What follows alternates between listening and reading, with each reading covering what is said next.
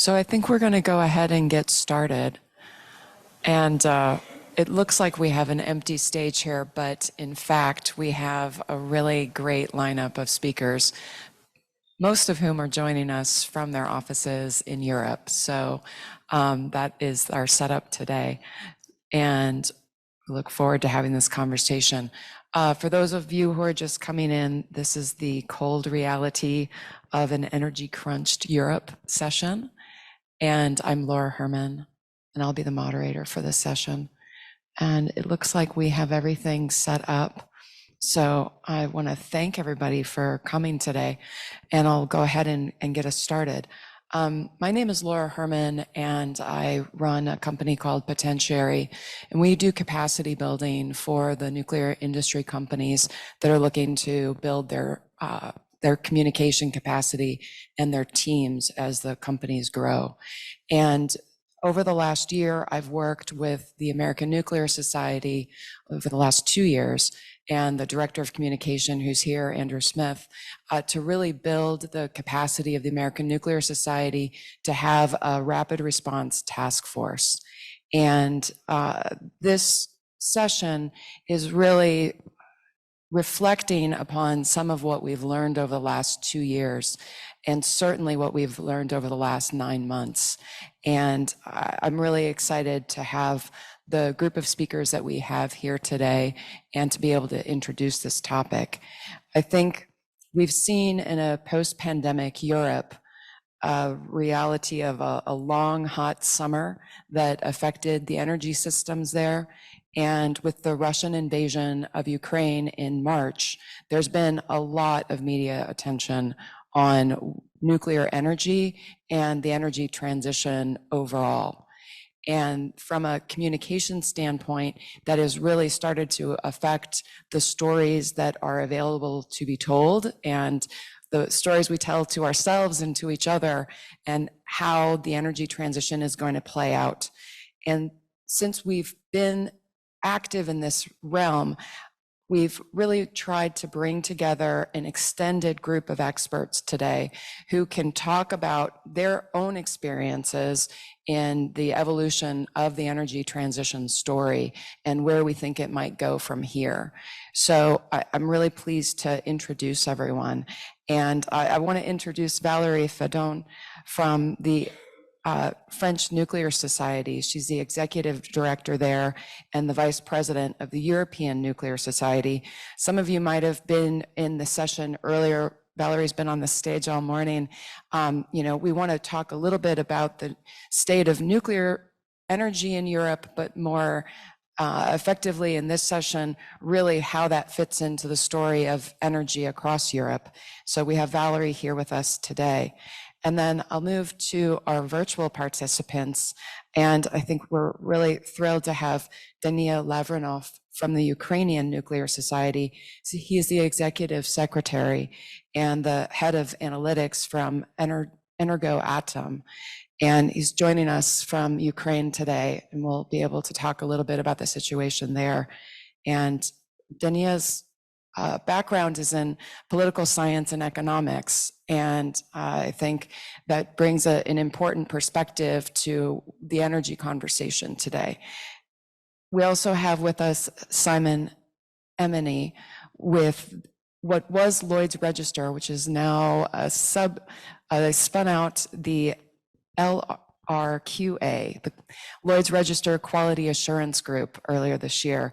And Simon is the director of strategic markets, and he is really responsible for inspection activities of nuclear and other low carbon energy options, with an emphasis on supply chain assessment. I think he brings an important perspective to this conversation, and he's also a fellow of the Institution of Mechanical Engineers and a member of the World Nuclear Association's Supply Chain Working Group. So we'll talk a little bit about perspectives on the constraints of a supply that have been a point of discussion this year.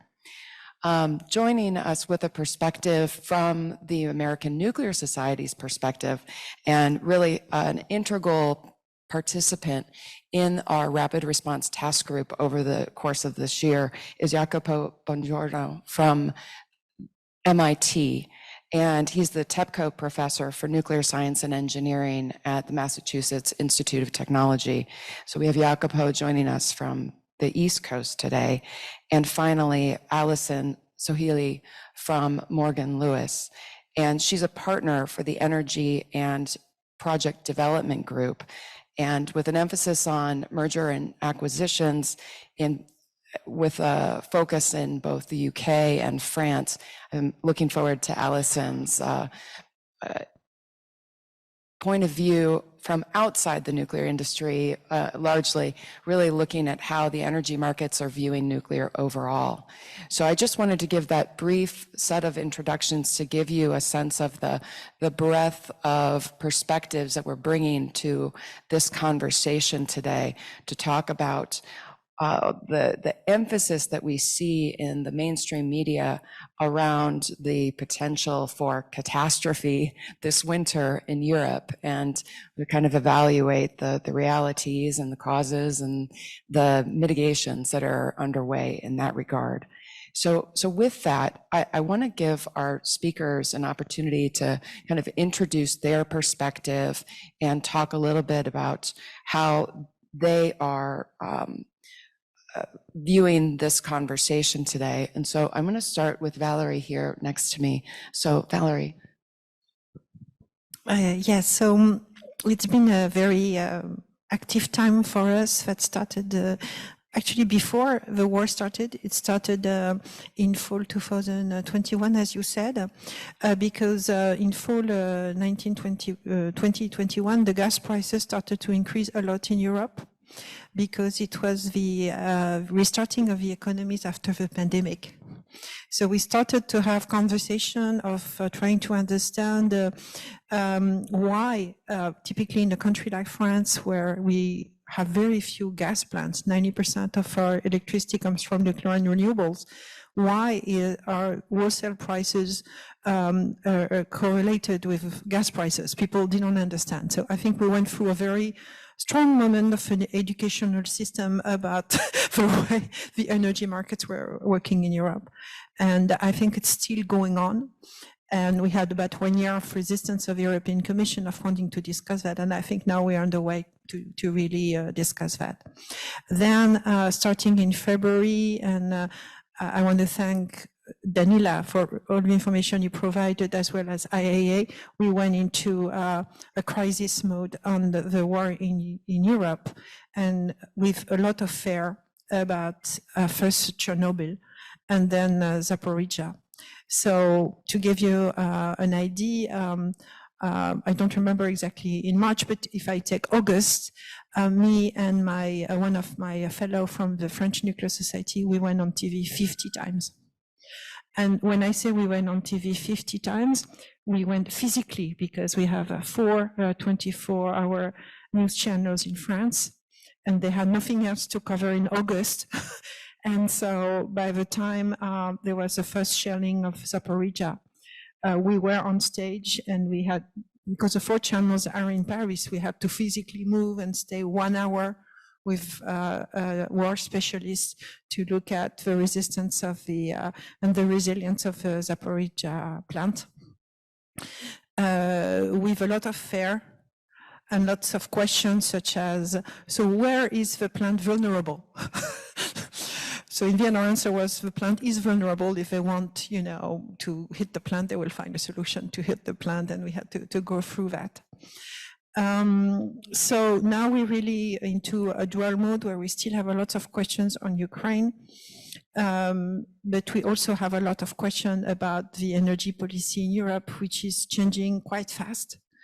In the previous session, we showed that there's actually new conversations about nuclear, which hasn't happened for years. We have, for instance, public debates in Germany, in Belgium, about shall we keep the nuclear plants, which are conversations we didn't even hope for a year ago. And we have a lot of discussions about the change of the electricity market, the regulation.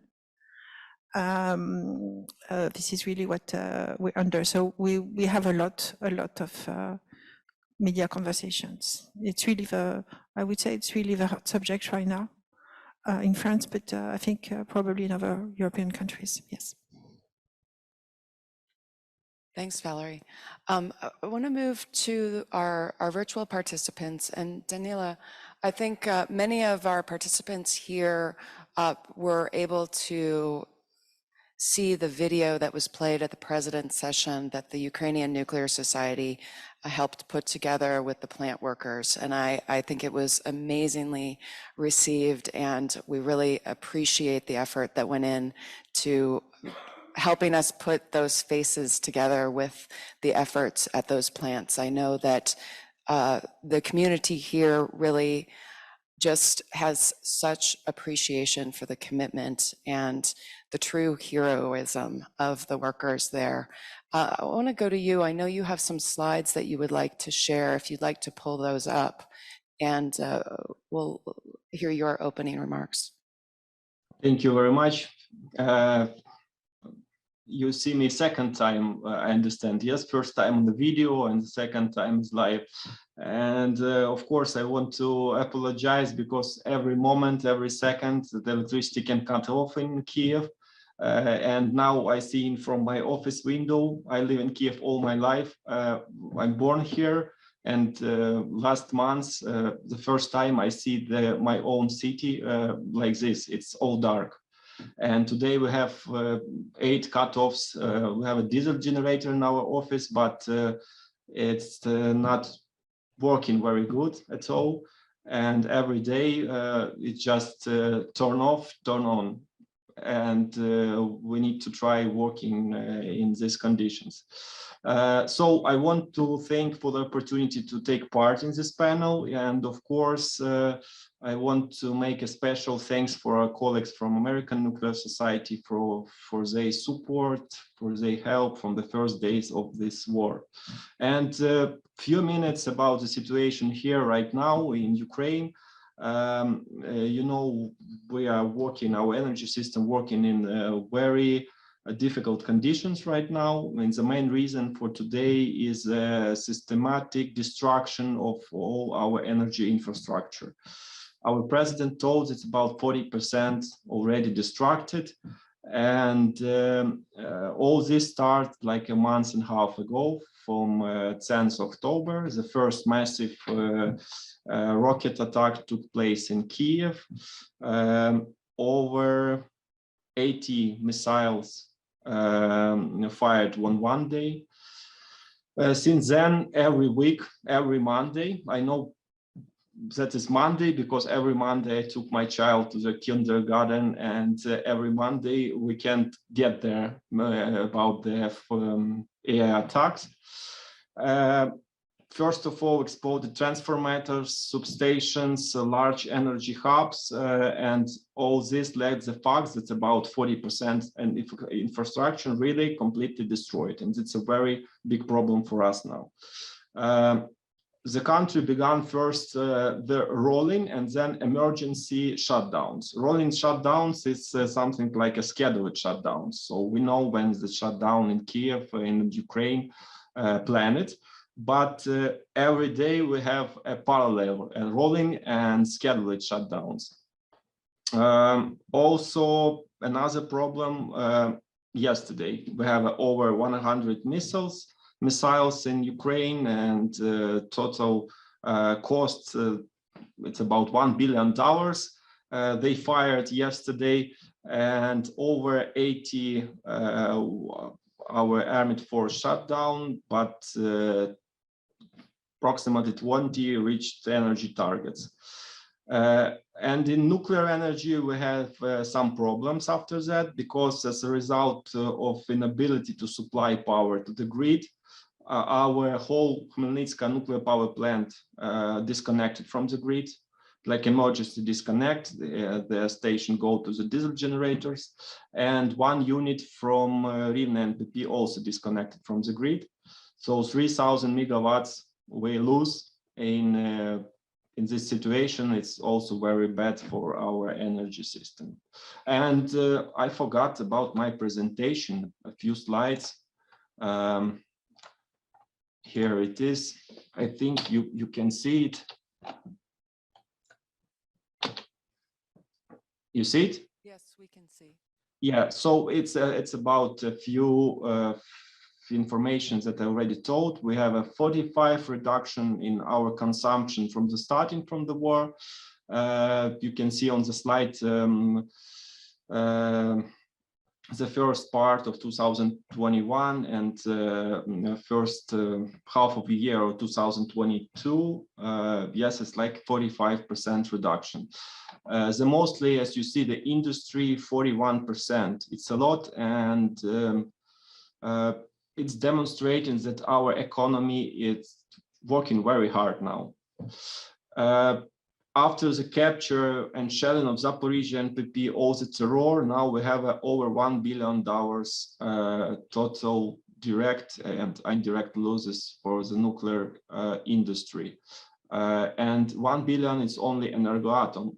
I don't know what loses in Chernobyl and PP and other enterprises that working in this sector. But at the same time, our share goes up. Because before starting war, we have approximately 55%. Now the share goes over 60, and in some days 65, and some days even 67, 68%.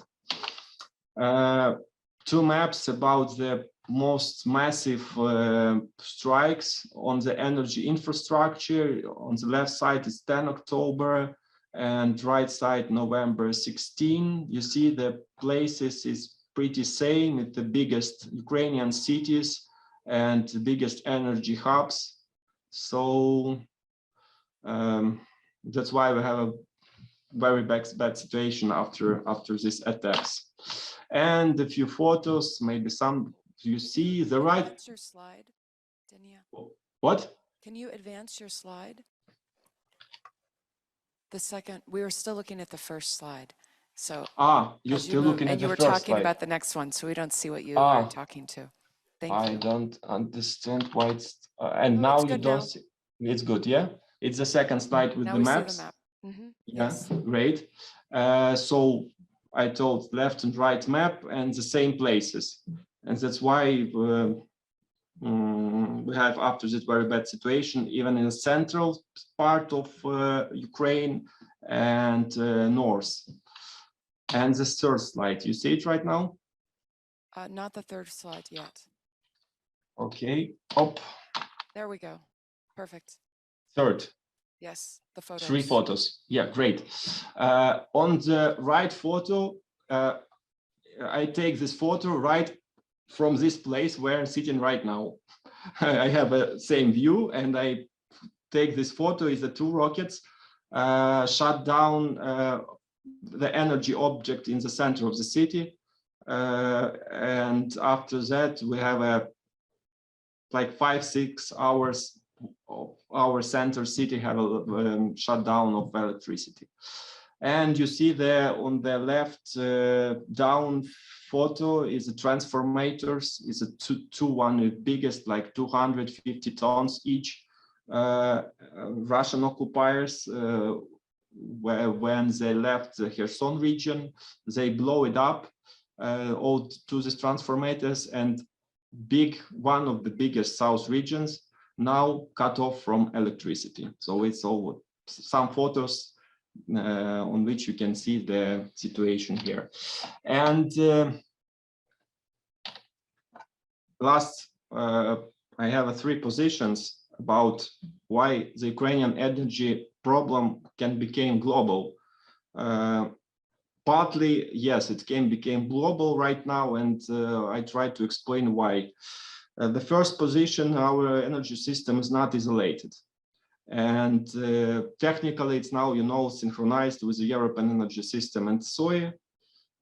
So our European neighbors country also felt some problems, including Moldova, which also experienced our emergency shutdowns. The second position now from all over the Europe, we began to buy gasoline, diesel, and gas generators, as well as batteries, inverters, and other equipment.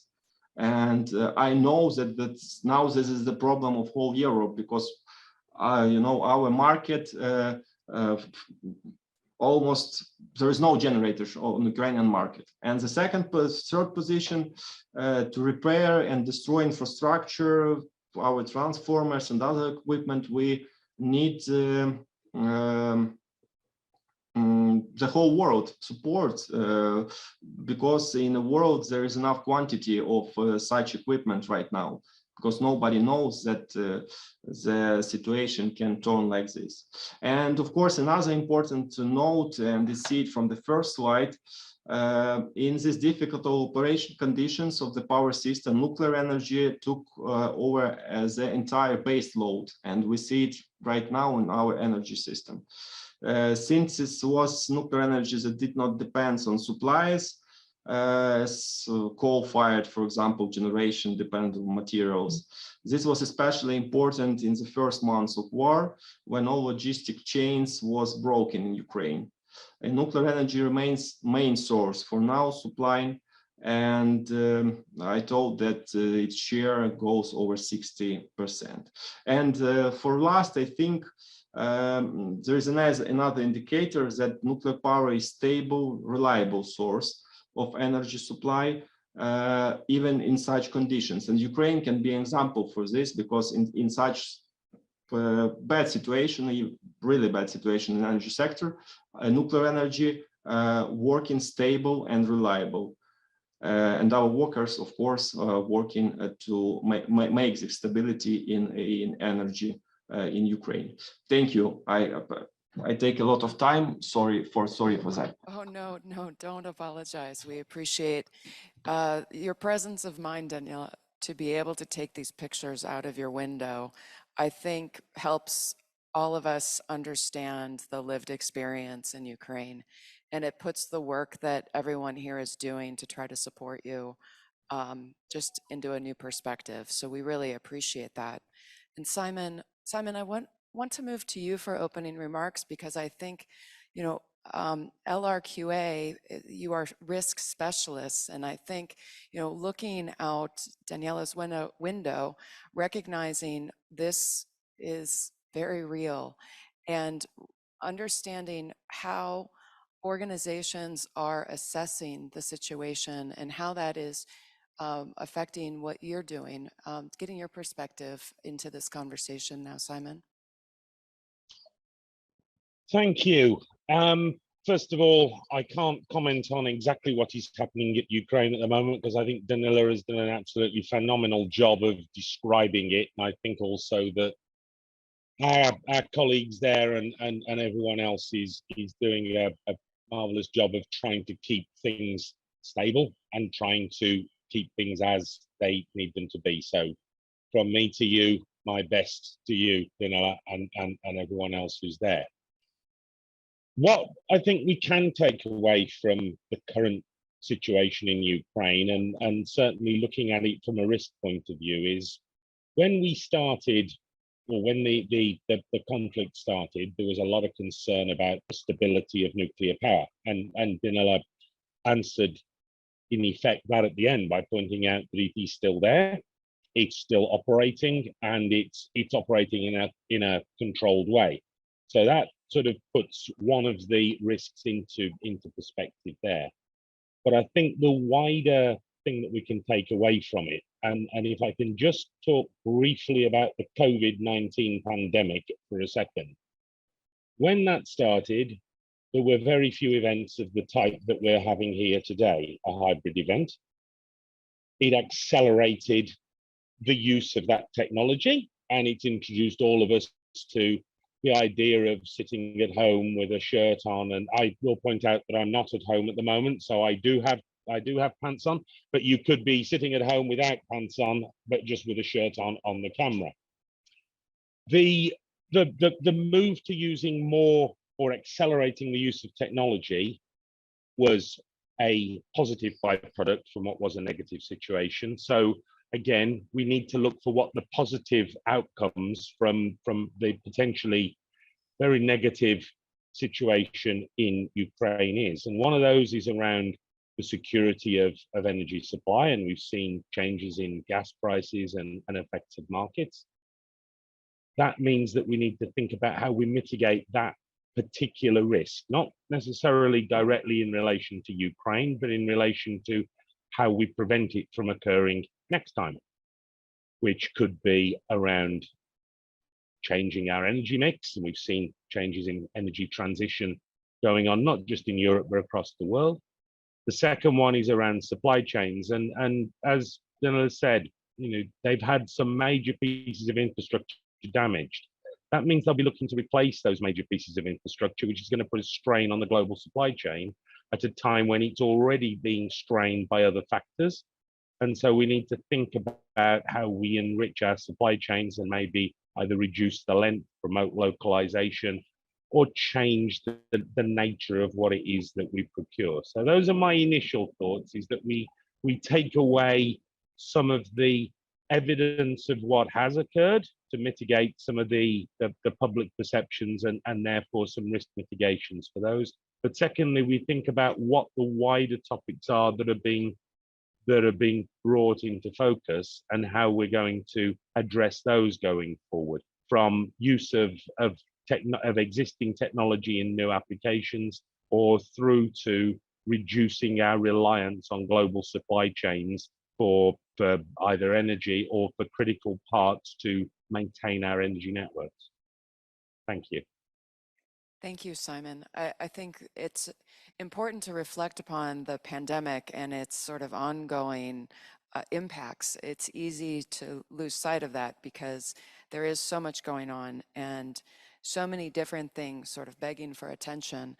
Jacopo, I'd like to move to you for opening remarks. And I think that your involvement with the formation of the Rapid Response Task Force at ANS has been really critical in the organization's ability to participate in these conversations, both recognizing the sort of transformation of how technology is changing the workplace, but also in response to concerns about nuclear energy specifically. Jacopo, I'll go to you. All right. Well, thanks, Laura, and good morning. I hope you can hear me clearly. I regret not to be there in person. I was in Phoenix with the ANS crowd until the reception last night, which I mostly missed, again, regretfully. But, in academia, students come first. And so I had to catch the red eye back to Boston to lecture this morning. But I'm very glad to be to participate virtually in this panel, which I find to be timely and interesting. So maybe a few words about the European context, the way I see it, or at least as far as I'm concerned. In addition to being a member of the ANS Rapid Response Task Force, as Laura just mentioned, I grew up in Italy before moving to the US 25 years ago. And, as such, I personally maintain a strong interest in what happens over there. And professionally, I have pretty strong relationship with the European nuclear industry and broader energy community, currently serving on several advisory boards in France and Brussels. Because I also published on the role of nuclear in a carbon-constrained world, I've been getting requests from European media with increasing frequency lately to comment on the evolving energy policies in Europe, as well as advanced reactor technologies that will be available to support those policies. At MIT, we have offered for the past 3 years a short course titled Nuclear Energy in a Low Carbon Future, Facts and Issues, which is meant to present in a non-advocacy manner, in an impartial manner, the opportunities and challenges of nuclear to people lacking a technical background.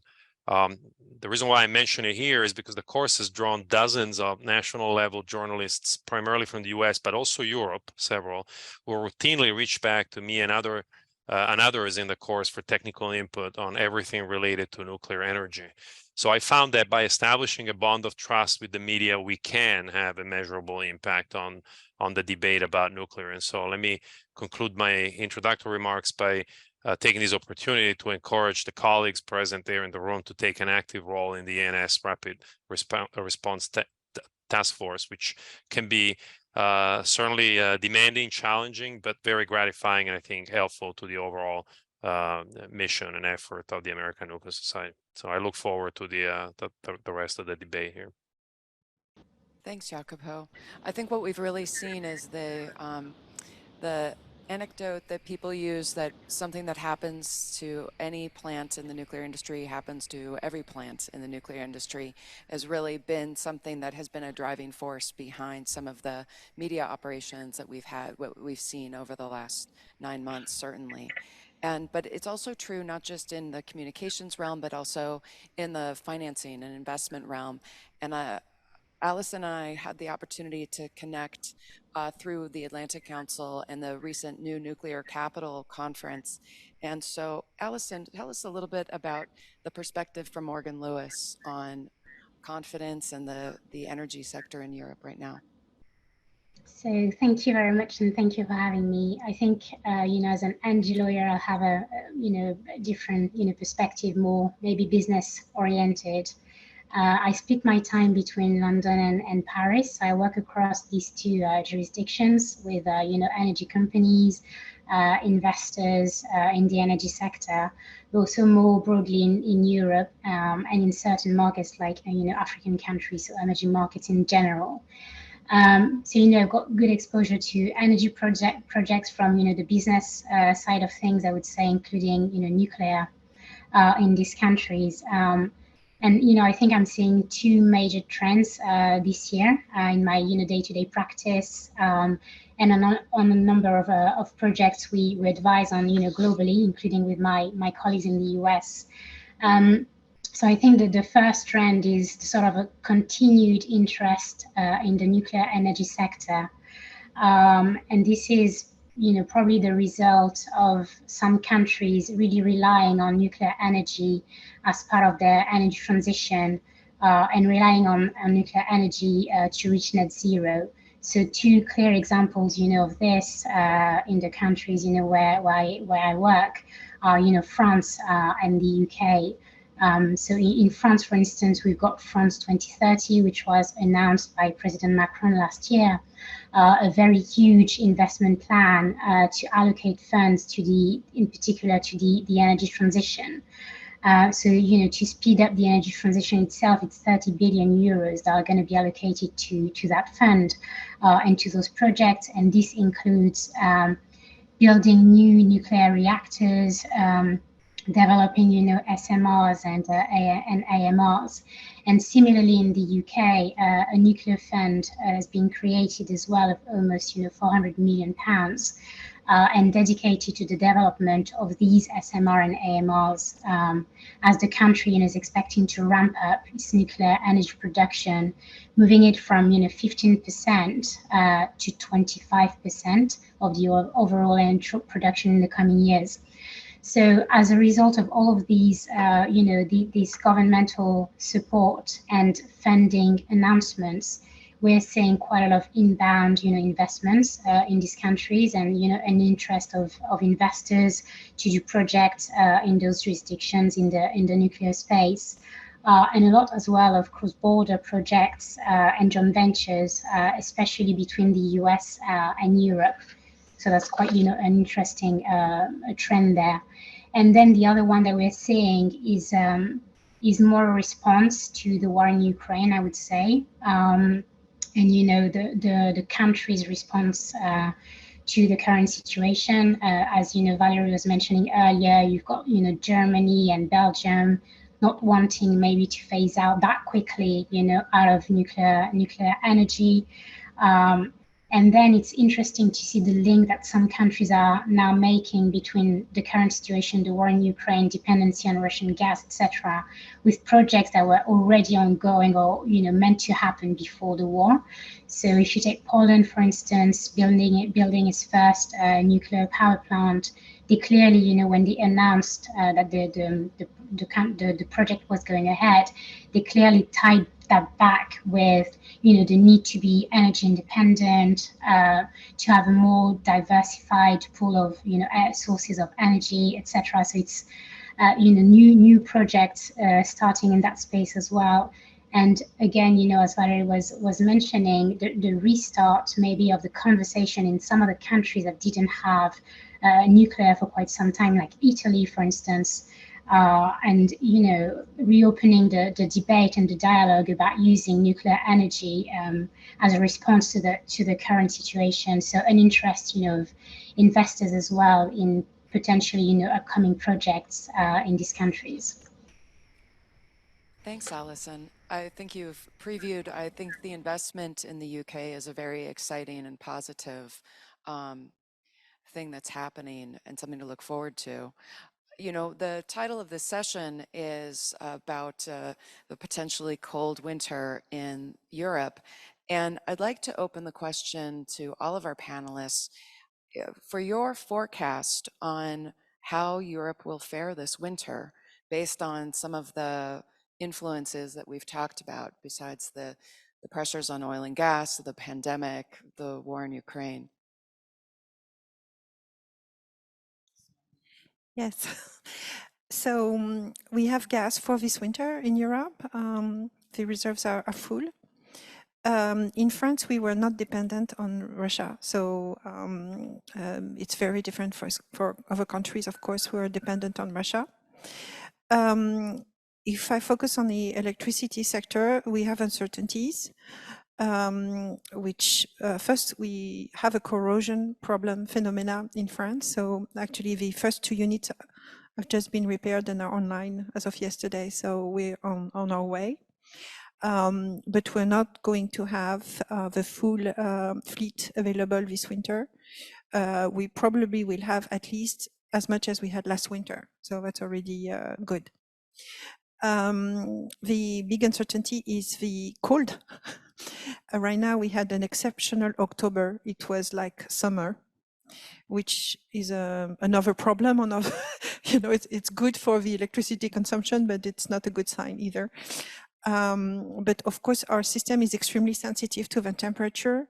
In France, 1 degree Celsius is about 2 nuclear reactors. So of course, there is uncertainty about that. Last year was a soft winter, but of course, if we have a harsh winter, it's going to be a problem. The last uncertainty is our neighbors. We are extremely connected, and we don't really have any coordination on what we're doing. We don't have stress tests on our electricity system around Europe. So the good news is that lots of governments have engaged into energy savings programs. So some are bad in that regard, is that when you have a factory that shuts down, it's not good, right? But on the population has been extremely sensitized to energy saving. So everyone is careful now. And it's been very strong in several countries. In France, it's very strong. In Germany, it's even stronger, I think. So far, so good, right? But there's still uncertainty and there might be issues. The problem is the winter next year, because we'll have to refill the gas reserves, but without Russia. This summer, we refilled the gas reserves, but with Russian gas, part of it. But next winter next year, there is a big uncertainty, and the debate hasn't really started. That's why we feel, actually, I'm personally convinced that Germany is going to keep the nuclear plants longer because the perspective for next year is really bad. Can I get a volunteer from our virtual participants to give their perspective on this year or the following winter?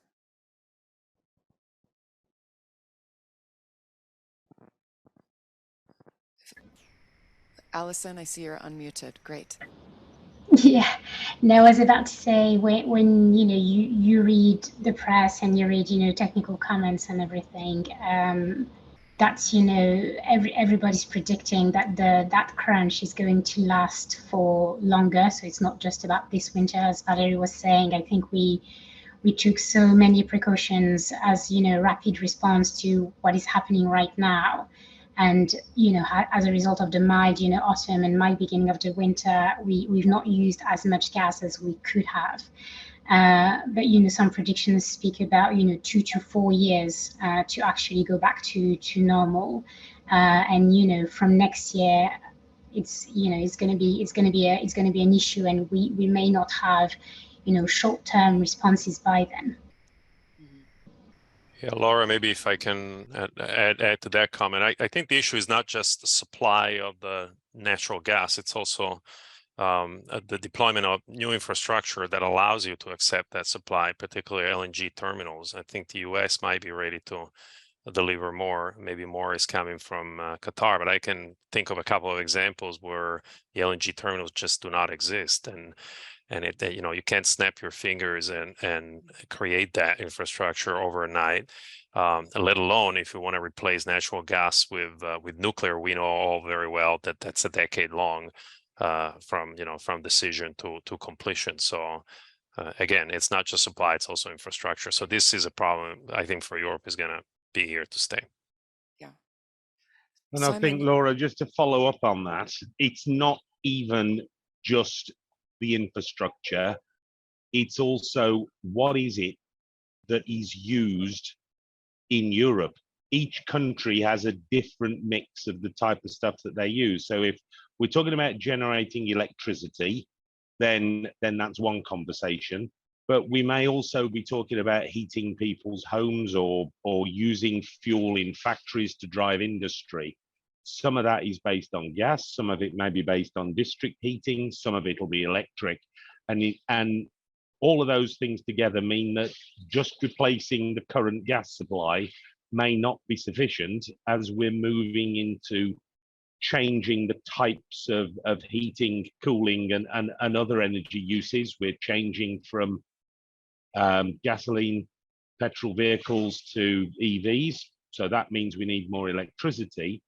But the other thing is we've got consumers who have to pay for this, and whether that's a business consumer, and if they have to spend too much, they can't actually afford to sell their product, or it's a private consumer who says, well, sorry, can't afford it.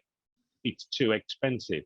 So it's not just the infrastructure for the LNG, as Jacopo says, because each country has got a different infrastructure, and they may not have the capacity, but they also may not have the consumers who can use more gas or can afford more gas or who want more electricity. It's a complex question. Incidentally, as I'm British, you'll be aware that the British are apparently obsessed with the weather.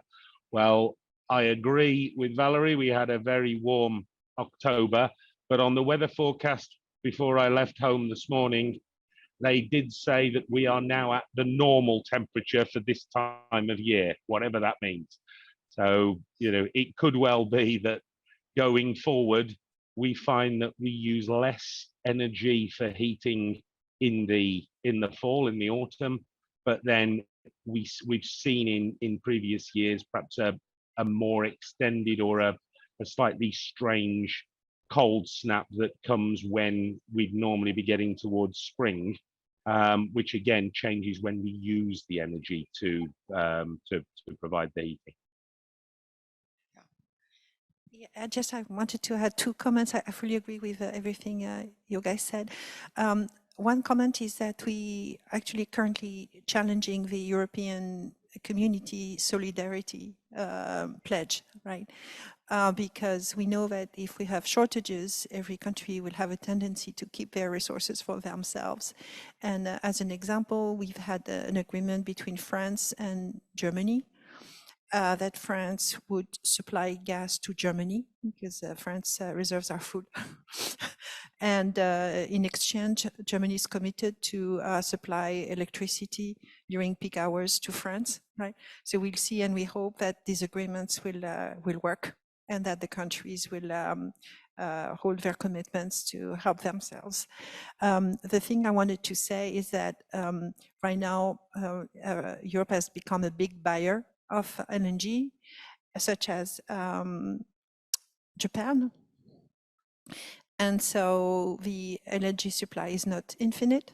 So we have to think about the countries that don't get this LNG right now and that are going to be, especially in Asia, or very short of gas for this winter. I'm thinking about Pakistan, and we're hearing a lot of countries that can't find gas right now because LNG has become so expensive on worldwide markets that these are going to be big consequences that is difficult to evaluate now for these countries.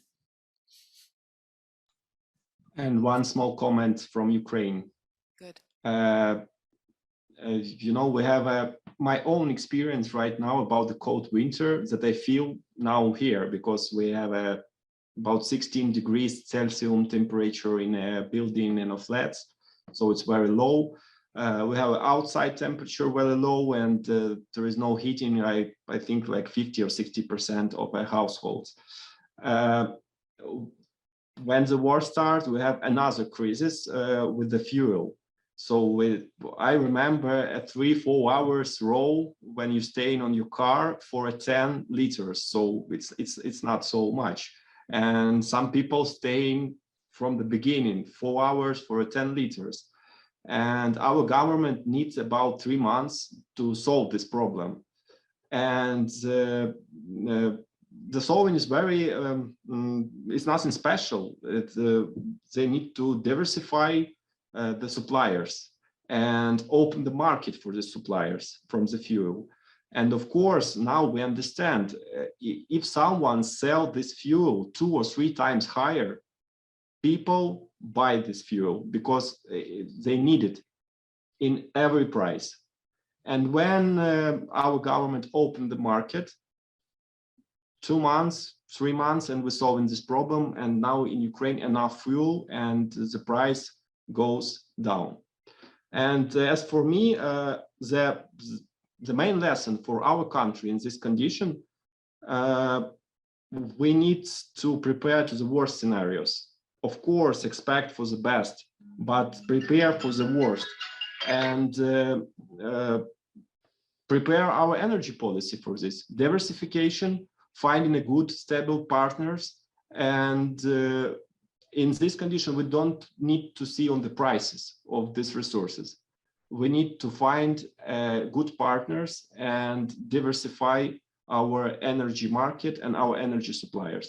That's the key in this situation for Ukraine. And I think I want to say thank you to all our partners, international partners, the country that give a lot in this situation to stabilize the Ukraine in this wartime. Thank you.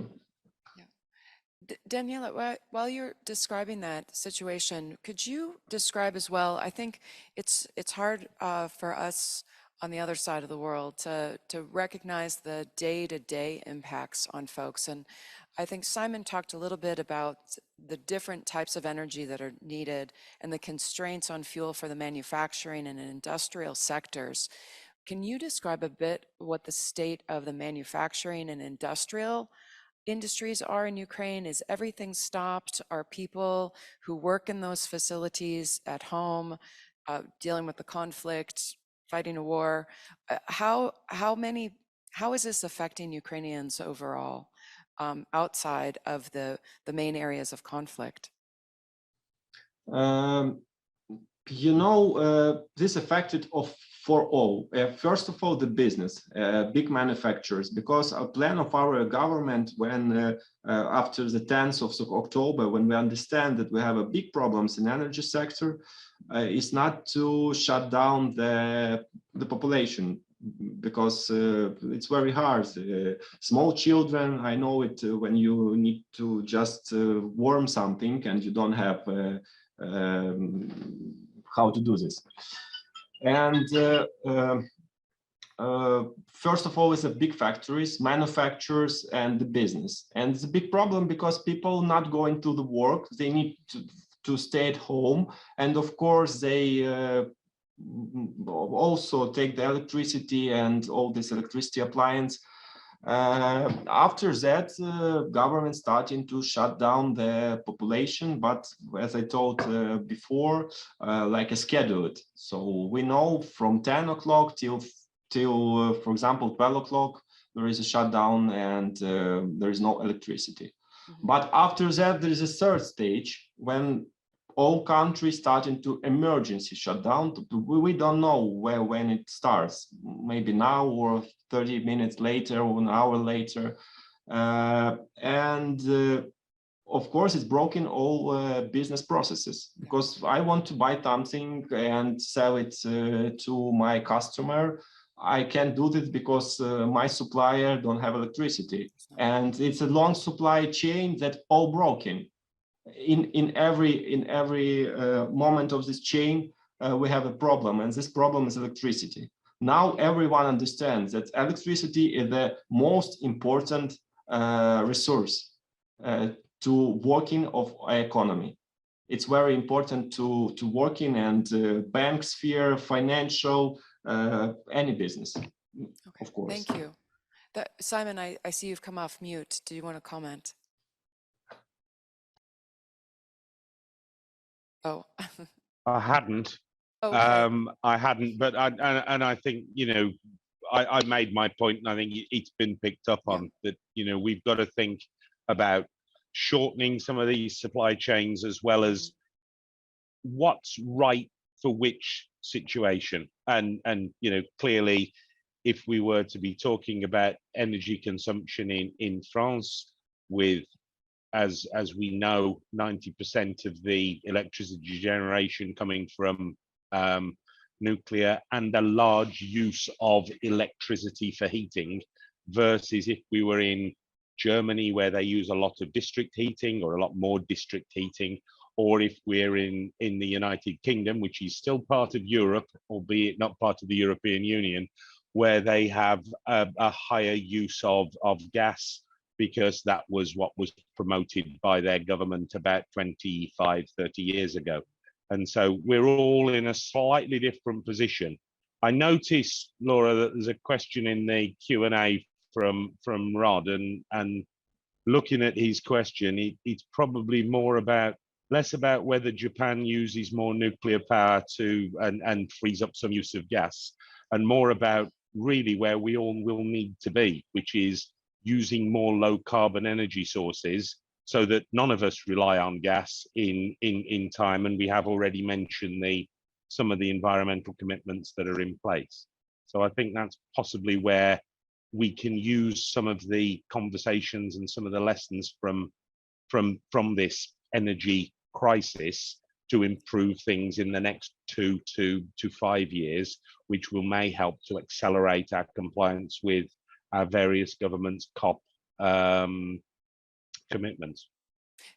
Yeah, I think with COP going on in Egypt this week, that's been a focal point of many conversations of whether or not the crisis in Europe is really going to accelerate the energy transition, or as we see the prices of fossil fuels and the sale of fossil fuel going up very high to meet immediate demands, if that is a blip, or if that will be a longer term trend. I think that will be an interesting piece of what some of the decisions that policymakers make in the upcoming weeks and months ahead. I'd like to shift a little bit to the media coverage and get your impressions from all of our panelists of how the media coverage of the supply chain constraints, of the economic impact of what is happening in Europe right now, where has it been accurate, or where has it been overstated, perhaps? I think the most important aspect of media coverage has been answering people's questions of whether their electricity bill will increase or not. What really strikes me is that because there was a lot of discussion of the increase in wholesale prices, some people actually believe that this had an impact on their own electricity bill. Lots of countries have actually protected their consumers from the increase. If I take France, the increase of the electricity prices in 2022 has been capped at 4%. So actually, the French households haven't seen really a significant increase in the electricity bill. Next year, it will be capped at 15%. The cost to the budget is enormous. The place where it hasn't been really protected has been the factories. So it's been partially protected for companies, but not completely. I have to say also that it was paid also by EDF.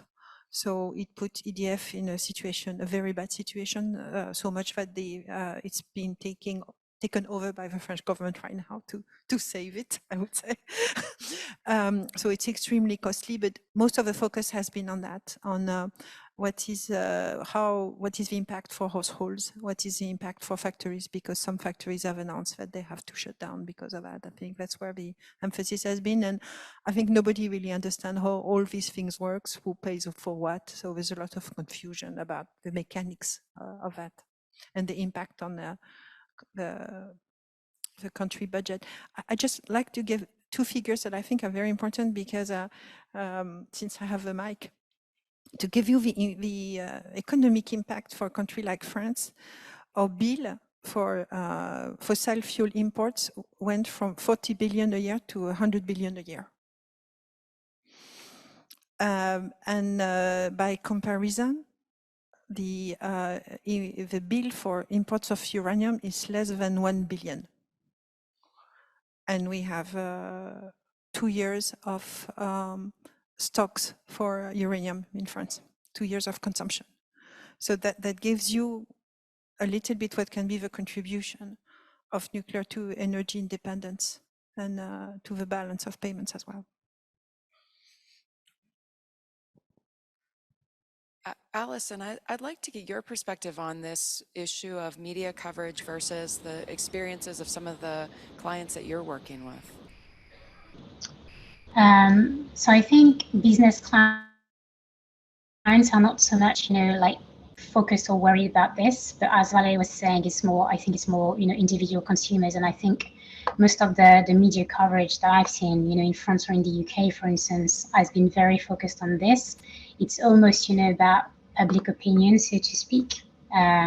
I think in France, we don't want people rioting on the streets, but it's been very much focused on, the short-term response that governments could bring to people on, their day-to-day life. And, like energy bills obviously is an immediate, you can see the immediate impact of this on your bank account, basically. So I think most of the media coverage has been very focused on this.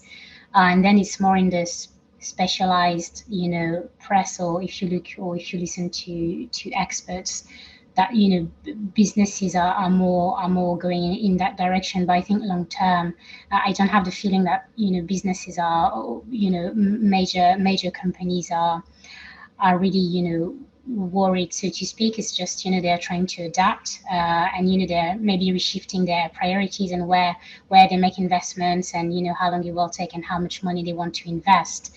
But really, the media coverage has been focused on individual people, I think, and all on smaller businesses. Would anyone else like to comment on this question? Jacopo. Yeah, maybe I can jump in, Laura. My Great. conversations with reporters in Europe over the past year have focused primarily on two topics. One, the concerns about potential accidents or some kind of radiological event in Ukraine, and then second, on the bigger picture of the role that nuclear could play in decarbonizing and stabilizing the energy system in Europe. So let me comment maybe on both aspects. The folks in the media at the moment seem to be a little bit more relaxed about the Zaporizhzhia situation than at the beginning of the war, when you recall the station was first occupied by the Russians, and then again in the summer when shelling at and near the site began to challenge the availability of off-site power. Headlines about nuclear catastrophe, nuclear disaster, radioactive clouds engulfing all of Europe have become slightly more rare, as well as references to the Chernobyl accident, which in this context are completely inaccurate, as we know as nuclear engineers. This may be due to a number of reasons. One, maybe I'm optimistic, an injection of more sober technical information in the discourse, maybe credit also to the ENS for doing that, as well as ENS and all the other professionals. Number two, I think IEA's reassuring activism around Zaporizhzhia has been very positive overall in the media. Number three, perhaps a healthy skepticism of impending doom after it has been announced so many times and didn't materialize. And then 4, more likely, other topics like the midterm elections here in the US have redirected media attention elsewhere. Now, I personally anticipate that if the situation at Zaporizhzhia or any other nuclear power plant in Ukraine deteriorated seriously again, as it could if, for example, the Russians were to blow up the plant on their way out, then the media frenzy would restart immediately. So at the ANS Rapid Response Task Force and other similar efforts around the world, we need to remain alert and ready to re-energize, which is challenging because there is a general sense of fatigue around this topic, I have to say. On the second topic, somewhat surprisingly, I've noticed that the media interest in the role of nuclear in achieving energy security and decarbonization appears to be largely disconnected from the concerns about an accident in Ukraine. I cannot judge if this is because journalists can rationally distinguish between the exceptional situation of a nuclear power plant, which finds itself in a war zone like Zaporizhzhia, and nuclear facilities elsewhere, or simply perhaps those who write about nuclear and climate and those who write about the war and Zaporizhzhia are simply two different crowds. It's hard to tell, but it's been in a way healthy, reassuring to have conversations around the nuclear, the role that nuclear can play in the future without having to start, what about Zaporizhzhia? What if we have an accident there? What are the consequences? So in summary, I think the dynamic with reporters has become a bit healthier in recent months, but we should be under no illusion that this will last. So let's continue to engage with that community. It's so important that as professionals, we provide, technically accurate information. Mm-hmm. Thanks, Jacopo. Danila, would you like to speak to your interactions with reporters over the last 9 months, how that has changed? Yes, of course. I'm working also in Energoatom, and like 2 or 3 years ago, I'm also working with internal and external communications. And I know my colleagues working 24/7 because, of course, it's a lot of journalists, a lot from all over the world. And of course, the first question, as said Jacopo, about Zaporizhzhia NPP and the situation of Zaporizhzhia NPP. We have, I think, about 10 different speakers from our companies that working with a journalist. And of course, our main goal to first tell the truth, what's happening now and every day on the Zaporizhzhia NPP, because many workers, our colleagues, still there and working in a bad condition or working under tortures, or even we don't know where they are.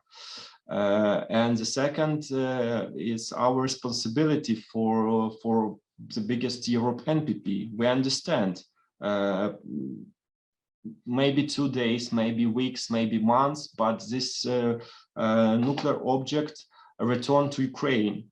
And after that, we need to do everything possible to start working on this NPP and do all the safety measures. That's why we need to save our staff, save the nuclear power plant. And so we're trying to talking about this. And of course, our information that I think we retranslate every day, that we want to make a demilitarization zone around the nuclear power plant. And of course, that all Russian personnel need to go home to Russia, and our personnel need to return and start operate safety at this nuclear object. Yeah, thank you. I'd like to flip this question and direct it to you, Simon, and you, Alison. How is the media coverage influencing your clients or your organizations and how they are approaching business?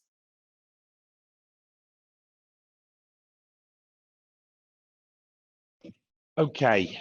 Again, I mean, media coverage, at the risk of upsetting anybody in the media, is often an opinion of fact. So there is fact in there, but then there is an opinion laid over the top of it, which tends to drive people's behavior as to what they see. in general, I think what our clients are primarily focusing on when it comes to business risks are at the moment more around reputational risks and societal risks, and the way in which they are being seen to deal with the current energy crisis, often in terms of the way in which they treat their employees or the way in which they operate their assets. So, you know, one of our clients who is one of our power generation clients in Europe is very much focused on making sure that they keep generating the amount that they would normally generate to demonstrate that they have a strong resource base that they can, and that they're not, if you like, profiteering from the currently raised prices. Although, were they to be in the UK, they're currently looking at windfall taxes and other things, which again is a different business response that one would take were the prices to go, you know, to go in that direction. So I think from our point of view, what a lot of our clients are doing is managing the risk seen from either profiteering or from not delivering on the promises that they normally would have. Thanks, Simon. And Alison, what are your thoughts? So very similar response as, you know, Simon's. As I was saying earlier, I think that the focus is not so much, you know, for big businesses on media coverage. So I agree, you know, with what Simon has said, and, you know, I'm seeing, you know, similar responses from clients, but, you know, they have their own, you know, forecasts, and they do their own, you know, analysis internally. So, you know, they don't focus too much on, I think, the you know, what Jacopo was describing as, you know, the media frenzy. Valerie, you said earlier that the French fleet was dealing with corrosion problems, but compound that with the war in Ukraine. How has that changed how you are addressing nuclear safety in the French media? I think there has been more concern about the fleet availability than the fleet safety, because the response from EDF has been extremely conservative. They just shut down all the reactors and started inspection. So they decided to shut down 12 reactors in the middle of winter. Just to make the inspection, and so I think this has reassured a lot of people about the fleet, all the more that, of course, all the opponents are always say, look at this fleet, it's old and it's not safe, but actually the reactors that were the most impacted by the corrosion are the youngest reactors. They're just 20 years old. So that was handled pretty well. What was not really well handled is that we have at least two parties that are very anti-nuclear, and they start arguing, for instance, in the summer we do outages, of course, because our consumption is just 50 gigawatt versus winter 80 gigawatts. So they started saying that so at that point in time, we had half of the fleet that was unavailable, either because we were in outages or because we were repairing the fleet for the corrosion. So we started having, you know, half of the fleet is missing, mixing up, you know, regular outages with the corrosion. So we started to have a lot of attacks that the fleet was not reliable. They even tried to use intermittent, say, you know, nuclear is intermittent because it's not working and so forth. So we had a lot of attacks on that. We also had a lot of attacks on the drought, because we had a terrible drought in France this summer. So we actually lost very little production on nuclear. But every time there was a reactor just lowering a little bit the production, you had lots of headlines on that.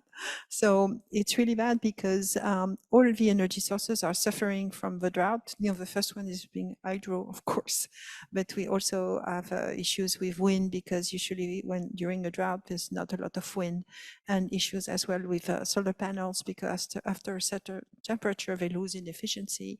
We even have issues with a distribution system because of the heat, but the only ones we're talking about are the nuclear plants that are pretty much operational usually during the drought. So all these are attacks, and I think they're also very much related to our government's decision to go and invest into the 6 EPRs. So we're really under fire for all that stuff. And I'm reading every day that half of the fleet is missing, and it's not reliable. Blah, blah, blah. Okay. Thanks, Valérie. I know the energy professionals that I work with in Europe have been very committed and very active in trying to educate policymakers, because there has been this sort of perfect storm of events over the last 2 years, with some short-sighted energy policies, some well-intentioned incentives, economic troubles due to the pandemic, then the weather changes and the performance of hydro suffering because of the drought. These things all sort of compounded at the same time. And I would like to get everyone's input on what lessons have been learned that will help ride out this sort of perfect storm of events that have come together.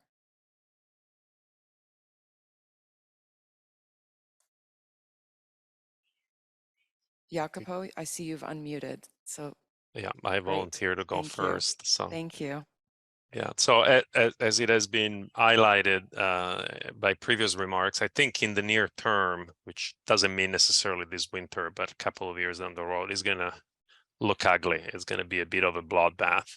But longer term, all the studies that have been done around, how you decarbonize efficiently, rapidly, and reliably, the main lesson that I think is to be learned is that something that looks like nuclear, which means low carbon and always on, and to the point that Valérie just made, I think we all know that historically, statistically, nuclear is the most reliable, even if you take into account the the current issues, reliability issues for the French fleet.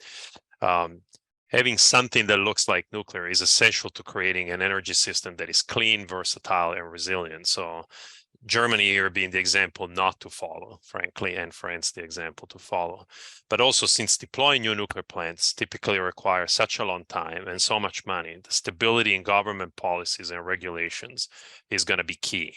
Again, these are not 1 year, 2 year projects. We know these are decade-long projects, and so you need that stability. In my opinion, blind faith in free market solutions alone will likely fail to create the new energy system that we all want.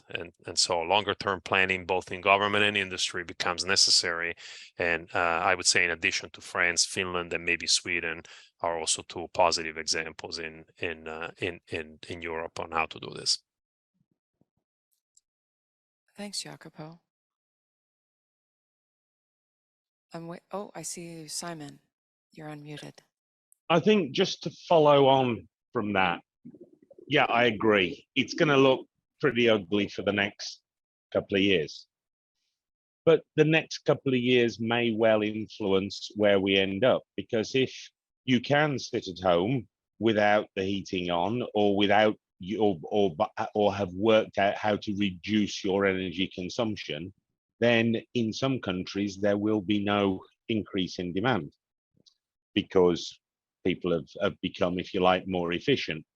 As another observation, I was in Washington, D.C. not so long ago at a conference looking at hydrogen, and the main aim there seemed to be to take existing oil and gas reserves and turn them into hydrogen, and then use the hydrogen as if you capture the carbon, as a cleaner fuel. But what I reflected on was, as long as that's a halfway house, and ultimately the plan is to use green energy to produce green hydrogen. And at that point, of course, the role of, you've got really two options. You've either got two practical options anyway. You've got nuclear power, which is available now, but will take a number of years to build, whether it's an SMR or a larger scale project to up capacity, but that will give you always on. And then the other option would be to use something like tidal or wave power, on the basis that that's about the only other constantly moving, and therefore constantly generating, or constant potential source of generation that we've got. Now, I appreciate for the American Nuclear Society talking about a non-nuclear energy source is not necessarily the way to go, but the point being, if you want low carbon, at the moment, with our current knowledge, those are really the two. And if we can pick up quite quickly on the lessons that are there and accept that everywhere is going to have a degree of belt tightening and a degree of suffering in the short term, but get those larger nuclear projects kicked off and help to develop the investment in the SMR technology such that we've got a more rapid response to it, then it will only be a short number of years, and we'll have potentially learned energy efficiency during those years, so they won't actually have been wasted. Having said that, they will be uncomfortable for a lot of people, whether that's financially or you know, ultimately if there is a shortage in supply in terms of brownouts or reverting to fossil fuel technology en masse, which is going to have an impact on the environment in years to come. Thanks, Simon. Alison, I see you've come online. Sure. I think I would say, you know, two main things probably, as I think Valérie was mentioning earlier, you know, the realization that individual countries, you know, responses are not going to you know, to do it, and we need a coordinated response and more, you know, solidarity and more, you know, collaboration between countries. And I think, you know, we talked a lot about educating people, obviously how the, you know, messages were communicated. We talk about the energy transition, etc. But I think now in the mind of the public, it's becoming more concrete, and, you know, people are actually now able to connect the dots between, you know, being energy, you know, sufficient, independent, having more, you know, diversified sources of energy, you know, how the dynamic between the countries. So, you know, I'm sort of hoping that this is the reopening or the opening of a new sort of dialogue, and that people, you know, I mean, it put the issues under the spotlight very much. So maybe, you know, new conversations to come, especially with nuclear. I think the dynamic between countries is one that we are really just starting to understand societally. The notion of energy sovereignty and independence is something that's been out there largely philosophically, and now we're seeing it play out very practically. Danila, I see you had come off mute, so please join the conversation.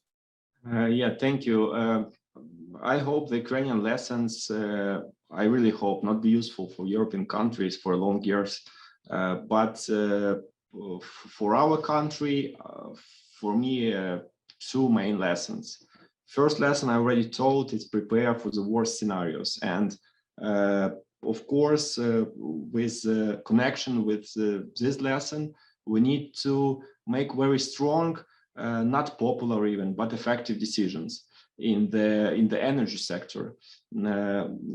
What I'm talking about, for example, all our green energy located in the south, wind power, solar power, more than 12 gigawatts of capacity occupied by Russian for a month, less than a month. So all our energy capacity, green energy capacity, not all, but mostly 95% still in occupation. Even territories that we already freed from Ukraine and take back to Ukraine, Russian deconstruct all the facilities and sell it, or I don't know where it is. That's why we need to make a strong decision. We don't need, in these conditions, thinking about some energy mixes or some green technologies. We are thinking about effective technologies. It's a small time, but in this time, exactly in this time right now, we need to do make difficult decisions and effective decisions. And the second point about the nuclear energy, I'm working in the nuclear sector, and that's why now I'm really proud that in this really bad situation, nuclear power and its influence is growing because it's a base load and it's stable and effective. And our lesson for me, for our energy sector, is trying to find the energy solutions that can be stable, effective. Of course, low price, it's very good if it can be low price, but stable, effective, it's what we need right now in our energy system. So 2 lessons: bad scenarios and hard, tough decisions. Yeah, thank you. Those are great. And Valérie, we'll go to your lessons and then we'll talk. Hopefully we can get some questions from the audience here as well. Yeah, well, what's really striking, and when you look at the energy crisis we're living right now, it's very similar to the energy crisis from 1973 for the first oil shock. It's really a gas shock. It's really equivalent. And in France, the answer was the construction of 58 units of nuclear. Just to remind ourselves, because our situation was at the same time very similar to German situation, is that we had 70% of our electricity at that time produced out of fossil fuel and mostly oil. In 73, the first consumer of oil in France was EDF to make electricity. We're making electricity with fuel. So I think we're in a very similar situation, and it's not a surprise that most countries right now are accelerating their plans for new build in Europe because there are news nearly every day. It's really amazing, and it's really great. And I think we're when you look at the polls in France, nuclear is extremely high right now. And why? I mean, the questions, again, it's energy security, energy independence that comes first. So we are going back to the basics of why we built nuclear in the first place. And unfortunately, climate is really low because we still have half of the people who don't know that nuclear doesn't produce greenhouse gases. But I think it's good that nuclear can contribute on both items, and it's a huge opportunity for nuclear. I would say, unfortunately, because of course the situation is terrible in Ukraine, but and of course lots of people are going to suffer from the energy crisis. I'd like to open the room for questions. We have a microphone here in the center. If anyone would like to ask a question of our panelists, please. So this question is for Danila. How long can you operate before you have to refuel your plants? Do you have that new fuel on site? And what help do you need to continue to operate your nuclear plants? Thank you. So I can't tell exactly, and we now have some, informational security, but about the fuel, it's a 2-3 years. We have mostly than 2-3 years. We have the storage for working our nuclear power units. And what about the fuel? We have before the war we have 2 suppliers. So it's Westinghouse and Russian Rosatom, 12 company. From the start of war, we stopped all cooperation with the Russian companies, and of course it's the main and very good decision for our country. And maybe you know that Westinghouse told that they can supply all our 100% of our demand of fuel, and they need a couple years, maybe 1-2 years to make the production of all the amount that we need, because we have 15 power units. So I hope the situation is controlling, sorry, in this area, and we have enough fuel to work in maybe next 2-3 years. Thank you. And is there any help that you need to continue to operate your plants beyond fuel?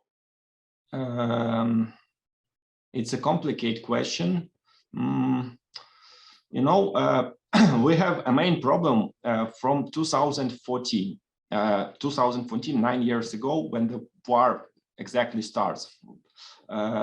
We all understand that Russian units, VVR units, mostly depends from Russian suppliers for repair, parts, and so on. But Ukraine for 2014 starting to find another suppliers, also diversified in internal markets. So a lot of Ukrainian companies start to make something that we can use. And we understand that it's a lot of years we need to spend to make all the certificates and validation and so on of our regulational body. I hope, and I see it, that Ukraine was prepared for this scenario. So now I hope we can operate our power units with the help of our partners, of course, which we cooperate before. But I hope everything will be okay. All right, thank you. Thank you. Thanks. I see there, we've got a few other questions. Go ahead. Hello. So earlier we mentioned the added pressure of a drought on some of these energy challenges, but as climate change continues and weather becomes less predictable, how can we prepare to meet a desperate energy situation when we're not exactly sure what to expect? And are there any potential weather events that pose the most difficult challenge? So in France, the problems caused by the drought was not operational at all. It was not safety related. It was about regulation of the protection of the fauna and the flora in the river. We have regulation so that we cannot add any heat to the river to protect the fish. So we have, in last summer, we had several authorization by the safety authority to go over the regulation, because we needed some plants to stay up for the balance of the electricity system, and especially the frequency. And EDF has just released today a report that because they really analyzed the situation before the plant and after the plant, and they saw no change at all for the flora and the fauna in the river. So it's really good news. There's going to be a benchmark actually that was supposed to happen this week, but it's going to happen in January between EDF and Palo Verde near here, because we believe we are going to have more and more situation like that, and EDF wants to look at how it's handled here in Arizona, as well as south of Spain, because these are two examples that may be similar to what we're going to experience in France. And we anticipated it would come in 10 years from now, but we realize it's now. Did I answer your question? Yeah, okay. All right, so my question's to Simon. And an idea that was hit upon by Jacopo, just can you talk a little bit about the stability of the British government, particularly with the change of the new prime minister and that sort of thing, and the coming energy crisis a little bit? And then maybe for Danila, talk a little bit about what's going to happen once the Russians are pushed out. What is the idea of the elections and, you know, that kind of government stability that nuclear needs to kind of thrive? Thank you.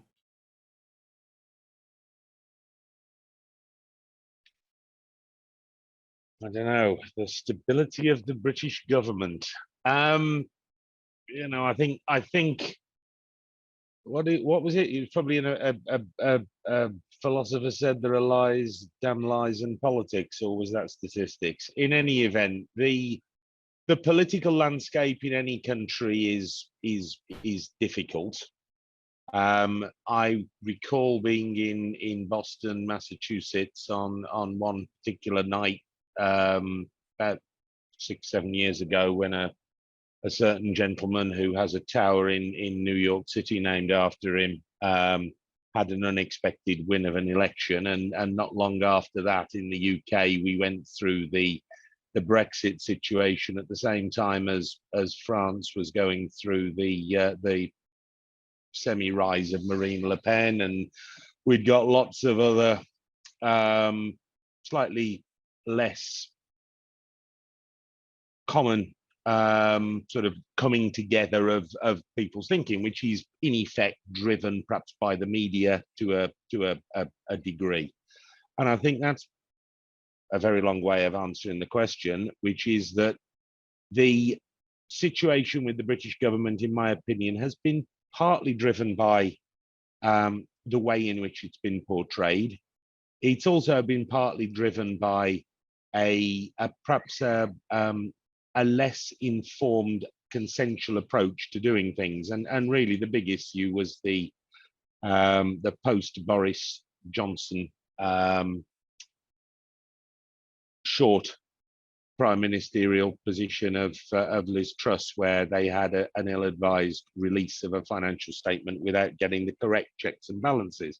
Now, for those of us in the nuclear industry, we're all used to making sure we have the correct checks and balances.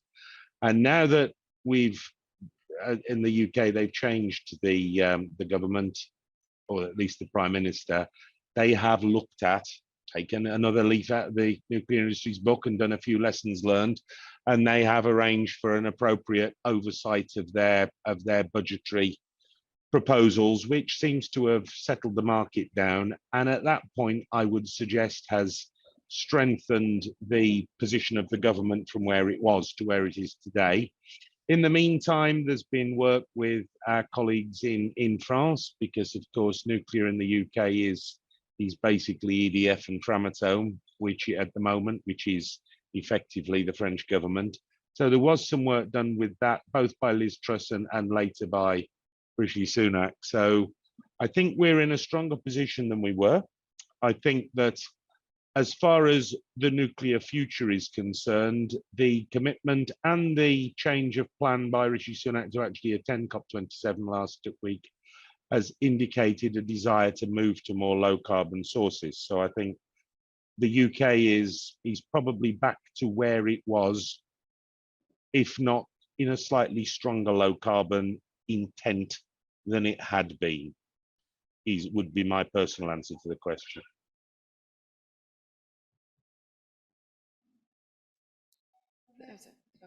Yeah, I may complement that more specifically to say that the decision on Sizewell C is very, very close. It could have been taken this summer during the Boris Johnson tenure, but it's very, very close.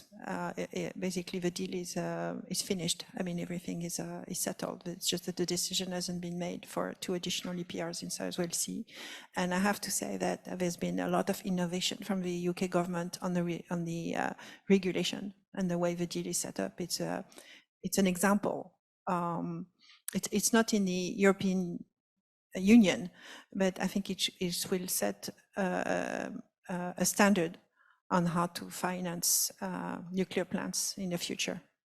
At least we're looking at it a lot for the French fleet. Yeah, it's very innovative and very good. And it might help if you repeat your question for Danila. I'm just curious about, once Russia has been pushed out in the elections that occur afterwards and the transition to a new government, do you think that they'll support going forward towards nuclear and continue maybe even with more modern novel designs and stuff like that? I can tell a lot about Russian policy. I can only tell about Russian political decision in Zaporizhia PP and what happened there. And a few words about this. After occupation force march, it's like something like a short chronology of Russian logic of the process. They need the staff that can be operate the power plant. And the staff, for their opinion, need to be controlled. They hope that people would simply help them and carry out orders, even in guns with a head, but carry out these orders and do what they want. But that didn't happen. The staff did not want to follow the orders, and accordingly, a long time, like 7 months, our NPP was controlled completely. I talk about the operational decisions on the NPP completely by Ukraine. Then Rosatom wanted to bring the personnel from Russia, but we understand that the big NPP before war, 11,000 people working on this site. And now we have about 6,000 people, about 50% live in the Energodar and our Zaporizhia NPP, but it's a lot of people. And to operate, you need at least 500, 600 operational personnel and some technical staff with good experience. But Russian personnel from Rosatom don't want to go to Zaporizhia, and of course understand that. And finally, they decide to legalize their presence on the site after these fake referendums. And after that, they make the fake organization, operational organization. But it still doesn't work. It still doesn't work because the Ukrainian staff does not want to sign the contracts, even at the risk of their own lives, even with the tortures and a lot of bad things that I know that now we have in the Zaporizhia NPP. And I admire my colleagues for their strong position. They want to work and live in Ukraine. And I hope our future victory of our country, it's not like political doesn't, it's that I'm thinking about. It's holding on the people like this, that make a hard work in a hard conditions, but still not doing anything for the country that's killing your people. Thank you. We have another question. Yeah, thank you. So I've heard about the complications between inter-country dependencies. A country depends on another country for gas, for electricity. But even within Ukraine, if someone invades and controls the area where all the wind energy is, or the nuclear power plant, you have the problem within the country. Is one lesson learned is a need for more localized power generation, like smaller, like municipality level power generation, even within a country? Thank you. I'll let anyone jump in on this. Allison, I'd be interested in your perspective on how clients are looking at investment relative to this question of, are they looking to localize things right now? So I would say it's more about the technology. And SMRs and AMRs are seem to be the way to go for most big investors. So I think it's more driven than this by this than by energy security, so to speak. But it's more because this technology is more it's easier to finance, more easily portable and things like this. So, I think when you're looking at an investment or or at a project overall, this seems like the better option at the moment. Great. Jacopo? Yeah, I was going to jump in. This is one of my favorite topics. I think the notion that everything is going to be electrified and we're going to depend on a giant interconnected electric grid, not just on a national scale, but in the case of Europe on a continental scale, is very ill-conceived because it does introduce some inherent instabilities, whether it's a extreme weather event or it's a malicious attack, some kind of terrorist attacks. We've seen examples in the past decades, setting aside the war, we've seen examples of single point failures for these systems, which have cascaded down at the regional level and creating blackouts and massive disruption. So I think the more we can go towards more distributed energy sources that serve more local energy users. And for some applications, this is there is no alternative. You know, if you need to provide heat, we all know that you can't transport heat over hundreds of miles. It's just not economically attractive. It's not efficient. So, but the more we go towards that, the better it is going to be, I think, in terms of resilience. And so that drives you, I think, inherently more towards small modular reactors, but those are still by and large grid connected, and micro reactors perhaps for a range of applications where they make sense economically. Thanks, Jacopo. We only have about 4 minutes left in this session, and I asked our panelists to prepare for a lightning round to close us out. Thank you, everybody, for your attention this morning. And I think we've really focused a lot on the constraints and the uncertainties and the risks facing the European energy market right now. And I would like to close out with your thoughts on where the bright spots are.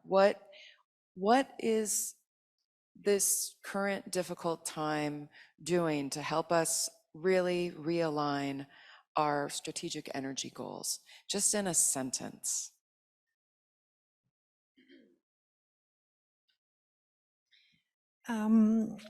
Yes, for me, the bright spot is that nuclear is part of a conversation in Europe again, both for resilience and security of supply, but also it will conquer to achieving our climate goals.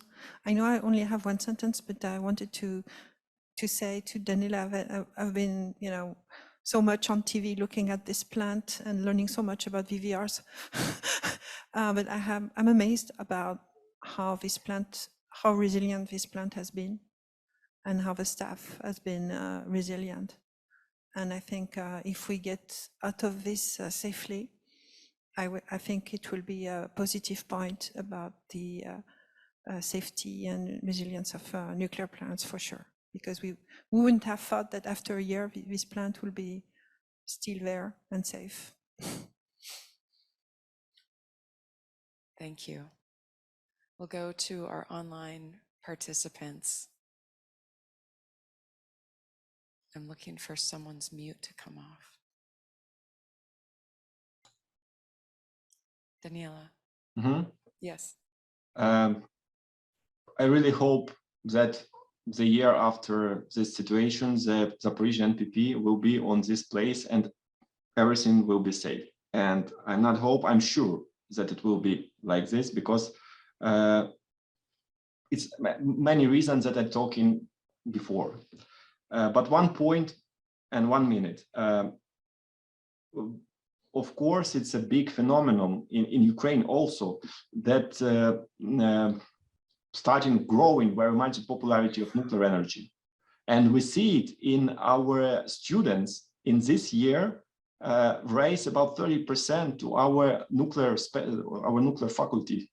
It's phenomenon for us because we see the Chernobyl, the occupation Zaporizhzhia NPP every day. We like a few steps from a big problems, but many people want and turn on to the nuclear energy.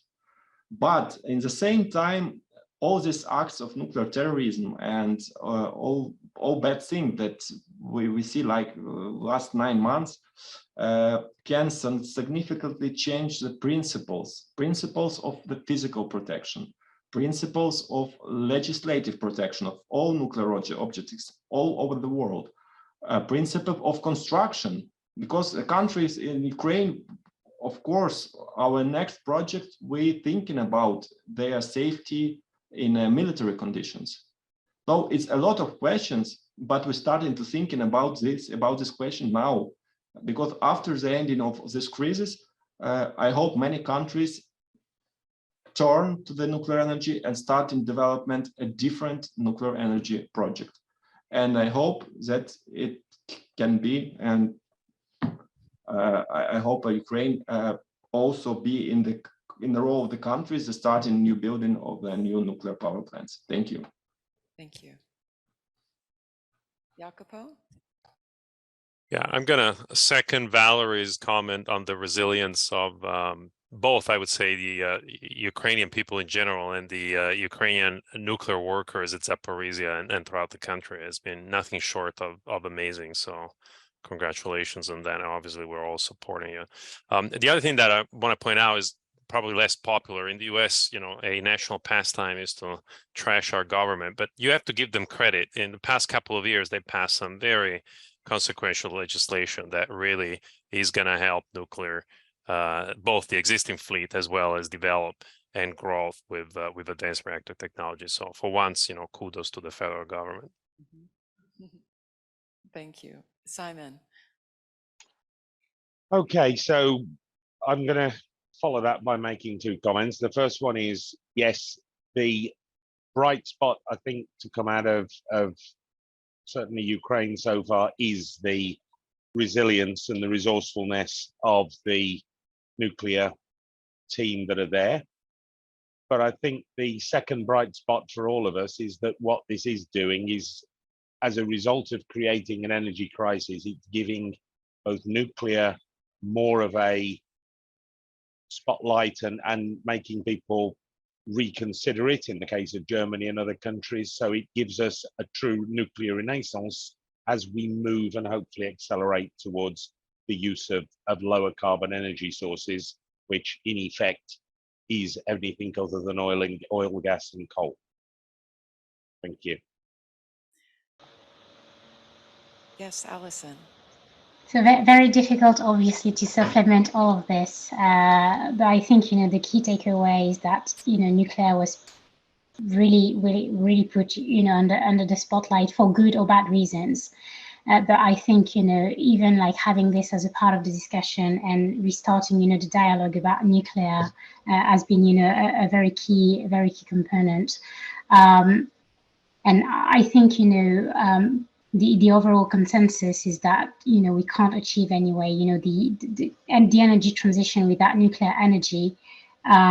So, you know, hopefully this will lead to more coordinated, you know, responses from policymakers, but also, you know, in the public opinion, people reconsidering their views, you know, on the nuclear energy industry. Thank you. Thank you to all of our panelists. Thank you to our participants today. I think that it's said that crisis brings out the true character of people, and I think the bright spot here is to being able to bring together people from all over the world for this very important conversation. Thank you very much and enjoy safe travels home. Thank you all to you guys on the online.